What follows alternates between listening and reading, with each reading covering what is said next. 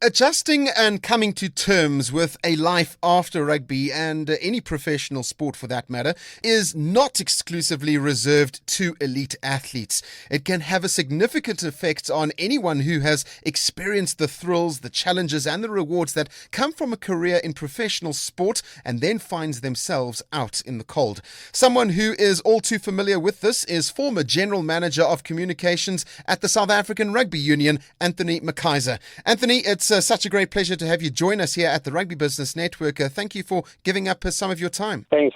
Fantastic to have the opportunity as well. And I must say, it's been several years since I've done any kind of interview where I used to do them almost every day in my role as the GM of communications at SA Rugby at one stage. Yeah, taking a trip down a memory lane.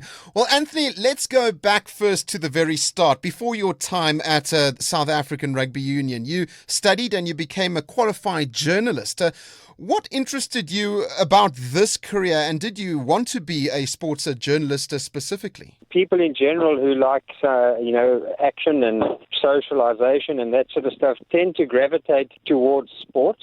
And I kind of fell into it by accident, where I was working in broadcasting as a news journalist after studying journalism, and I landed up working on a Saturday afternoon sports show and got a bit of a passion for different kinds of sports and for sports journalism in particular.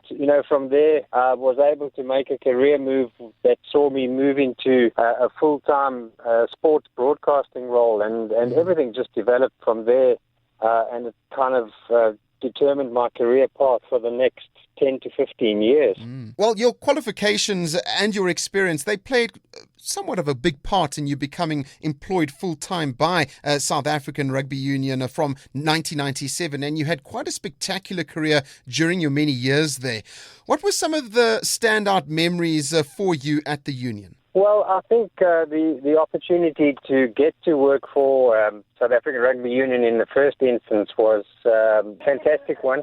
I had been working in public relations up until then. The way I got into working and to get into an opportunity to join SARU was I had been in journalism and moved into public relations with a company that was doing the Rugby World Cup 1995 PR campaign. And I landed up leaving journalism, joining them, and that kind of opened the door to join SARU eventually. What really excited me about that was, at the time, Rian Oberholzer was the CEO of what was then known as the South African Rugby Football Union. And I've always had a high regard for Rian, and he was a visionary and still is. And, I relished the opportunity to particularly work with Rian. And at the time, too, I had quite a special relationship with Dr. Louis Lake. He himself was an interesting character, but certainly knew what he wanted. And so it was a great opportunity for me to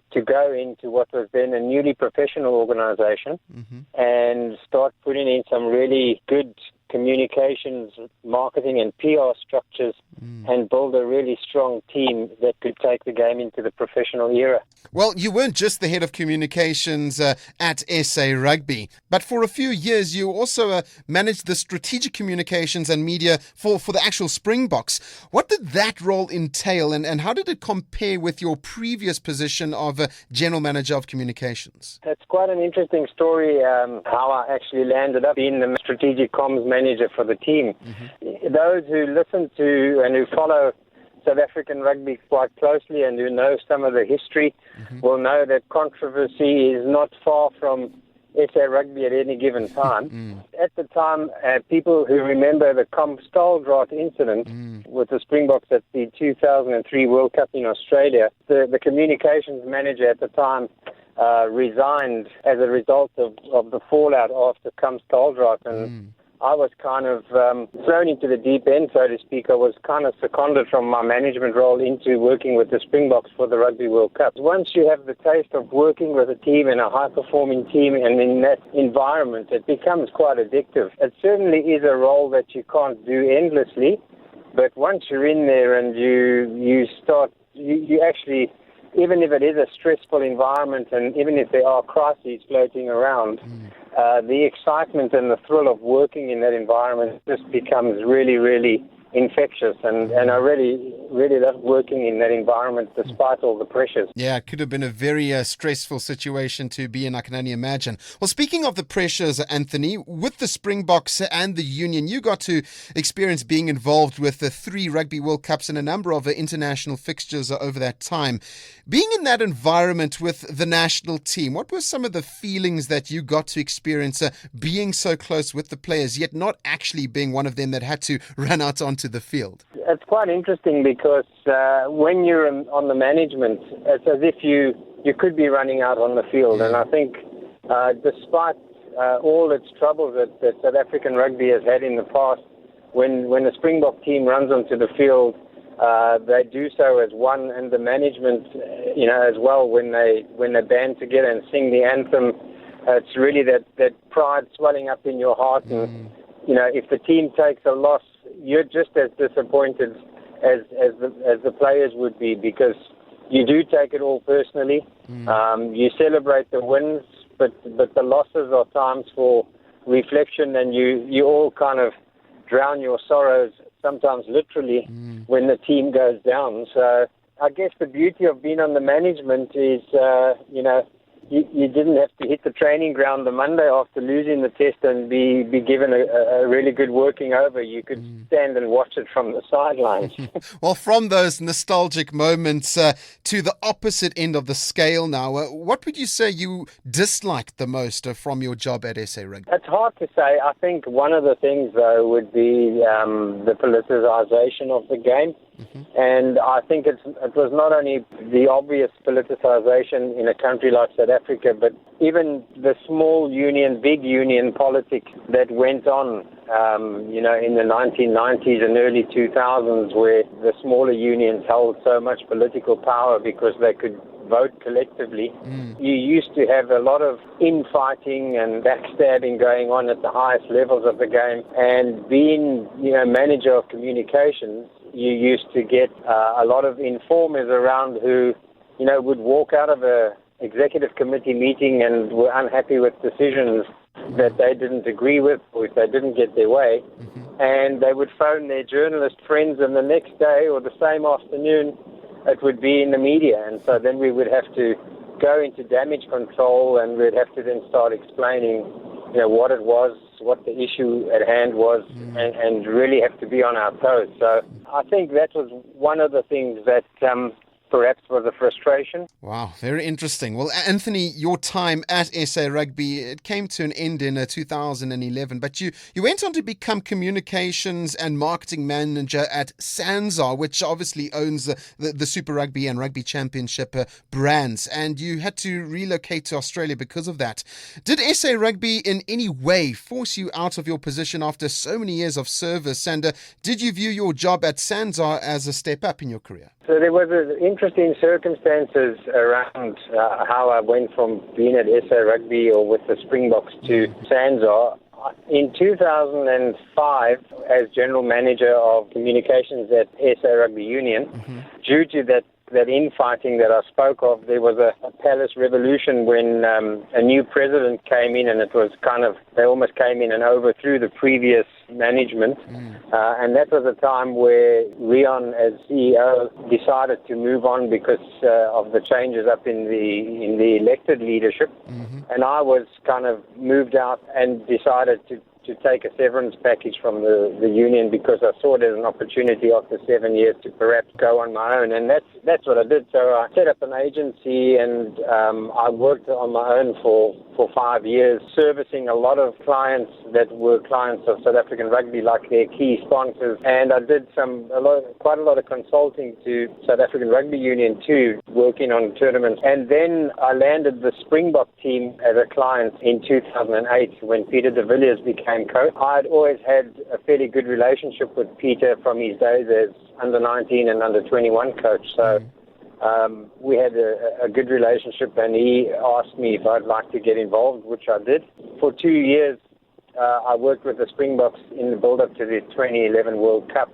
But in 2010, you will well know that the hugely successful year in 2009, when we beat the All Blacks 3 times and we won the series against the Lions. In 2010, it all went a bit belly up, and and there was a lot of pressure on the coach to perform, and he wasn't doing well. My understanding of it, there was an ultimatum given that either he goes or he gets rid of some of his management people who were for some reason seen as surplus to requirements, and unfortunately I was one of them. Yeah, I mean, I was undaunted, and I always wanted to have an opportunity to work overseas, and it just so happened that SANZAR were recruiting for a marketing and communications person, and I was fortunate enough to get it, so that created an opportunity for me to move and get some international experience. Well, your time at SANZAR didn't last very long. You were there for just a year, and suddenly sport disappeared from your life. You spent some time thereafter in a PR consulting, mostly in mining, and at one point you even found yourself unemployed for 6 months. Could you share with us how you dealt with that absence of rugby from your life during that time? I still sometimes think back today, you know, about how I might have made different decisions 5 years ago when I made that big decision to resign from SANZAR and move from Sydney to Perth. There were a whole lot of reasons for it, a lot of personal reasons that I wouldn't go into, but there were personal circumstances that were compelling me to move, and I had to make a decision. You know, it was either from Sydney to Perth and look for something career-wise, or it would have been from Sydney back to South Africa and, you know, being very uncertain about what I was actually going to be doing. And so I took the bold step to leave SANZAR, and today I sit back and have regrets about it. Be that as it may, I came to Perth and I joined a corporate communications agency who took over my sponsorship from SANZAR, and I worked in corporate PR with mostly mining clients. And I must say, even during those days, I was still making overtures to the Western Force to try and get back into rugby in my early years in Perth, but there were just no opportunities. 2 years later, I was retrenched on a 457 visa and basically sat unemployed for 6 months in Australia, which was really, really stressful. I then eventually landed up accepting a role at one of the leading universities in Perth in their media team. And that's still what I do today. It has been a huge adaptation, and just getting to know a new country, a new city, a new industry. And there are still those days when you think back of the moments that you had and how you should have actually enjoyed them 10 times more than you actually did, because they're no longer part of your life and part of it becomes so much part of the fabric of your existence. But you know, you have to put that sort of stuff behind you, and it becomes more a mental thing than anything else. And you just need to move on and just still believe in your abilities and live in the hope that one day you will still find an opportunity back in sport. Well, you mentioned that you were trying to get back into sport, Anthony. How did you deal with that rejection? Because you said you went to a number of different rugby unions to see if there were opportunities there, and you even tried to branch out into other sporting codes like basketball, cycling, hockey, triathlon, and even the Commonwealth Games.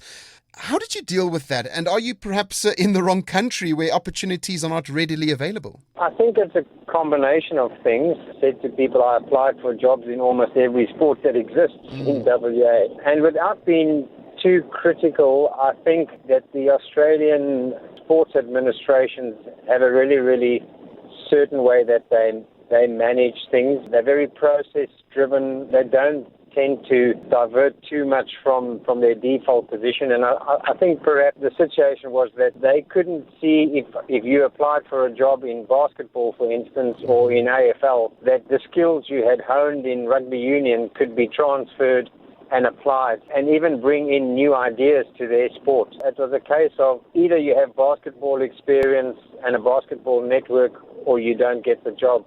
And that was one of the biggest frustrations in knowing what I'm capable of doing, knowing what my experience was, and knowing that I could add value to an organization, but yet wasn't even getting interviews. And that, for me, was, you know, one of the biggest frustrations of all. Absolutely. Well, you did touch on it a short while ago, Anthony, saying that you are now in the education field. You've been there since 2015, and you're currently working at Curtin University there in Perth as their manager of corporate events and protocol. What is it like working in this field when you know from the past what it feels like to be in some top roles within rugby? It's been very interesting because it's a very interesting sector. Mm-hmm. And it's obviously been an opportunity to also learn and meet different people and to get an understanding of how the higher education sector works in Australia. It is nice just to be able to be in an environment where you will learn and grow, even if it isn't essentially related to sport.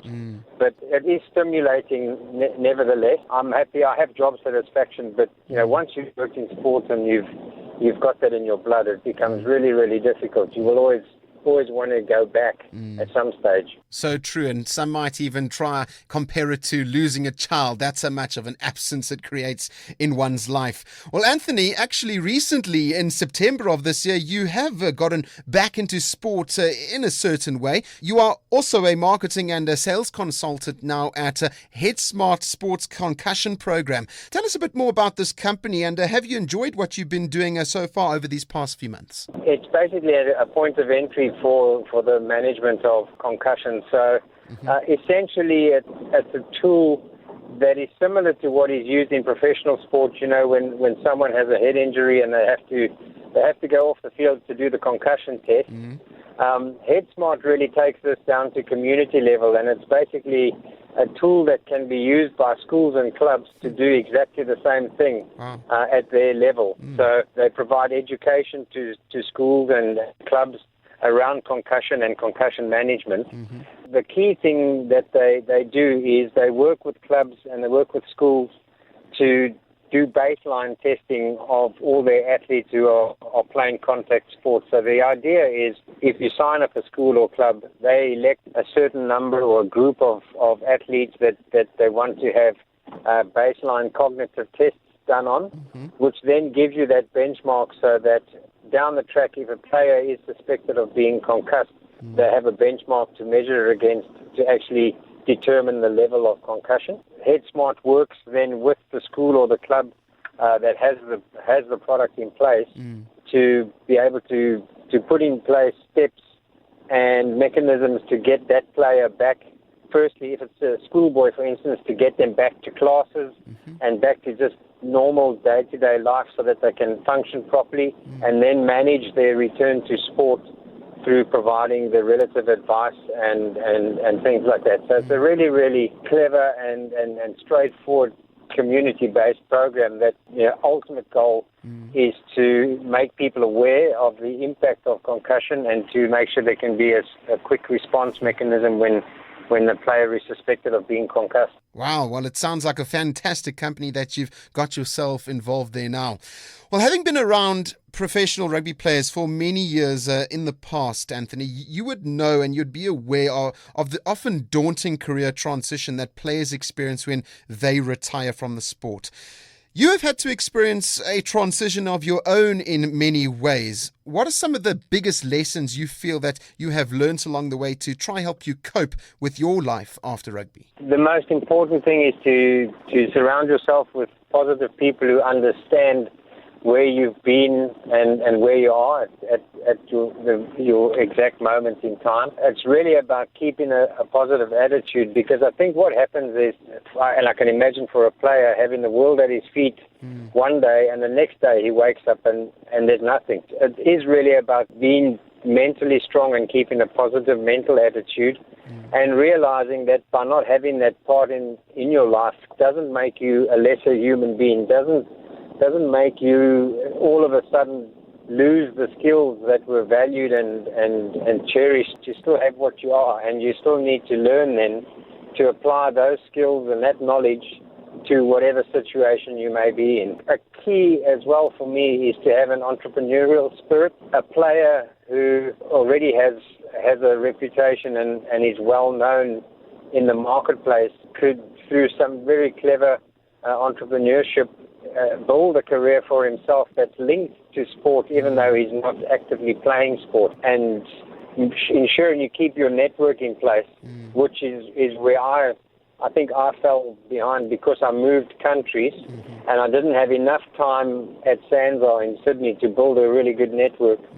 That has worked against me because I haven't had a ready-made network to draw upon. But I think a player can do that and never lose sight of their achievements, how they can leverage those, even though they're not running onto the field every weekend. Having an entrepreneurial spirit and also networking, always some great values to keep close to heart. Well, lastly, Anthony, in an ideal situation, what would be the best role and at which rugby organisation you would relish to work at in the future? Because who knows, perhaps one of the Rugby Business Network members listening might have some connections. That's a really tough question. I must say I've applied for roles at the Waratahs and the Brumbies in recent years, and I really would like to have an opportunity to work at the Brumbies. I think they seem to be a really progressive organisation. They kind of seem to be getting things right there. I know they've had a few tough seasons and it's been tough financially, I think, across the board for the Australian franchises. But the Brumbies always struck me as an organisation that would probably be the one that I'd want to work for if I worked for a Super Rugby franchise in Australia. And I've applied for a couple of roles there in recent years. Didn't get an interview. But yeah, I mean, that's just the way it goes. You live with that. But I wouldn't mind an opportunity to work for the Brumbies. What kind of role? I'm in a situation where I'm happy to take a role and work myself up. I'm not scared about that. My speciality is comms and marketing, so obviously that would be one area. Hopefully there's opportunity there somewhere. And we will be holding thumbs tightly for you. Well, Anthony, you have had many highs and certainly many lows during your career, just like an elite athlete would. But you've managed to pick yourself up and you've kept on going, and that is a commendable trait to have. Thank you for opening up and sharing some of your stories with the Rugby Business Network. We wish you all the success in your career plans going forward. It's a pleasure, and yeah, thanks for the opportunity. I appreciate it.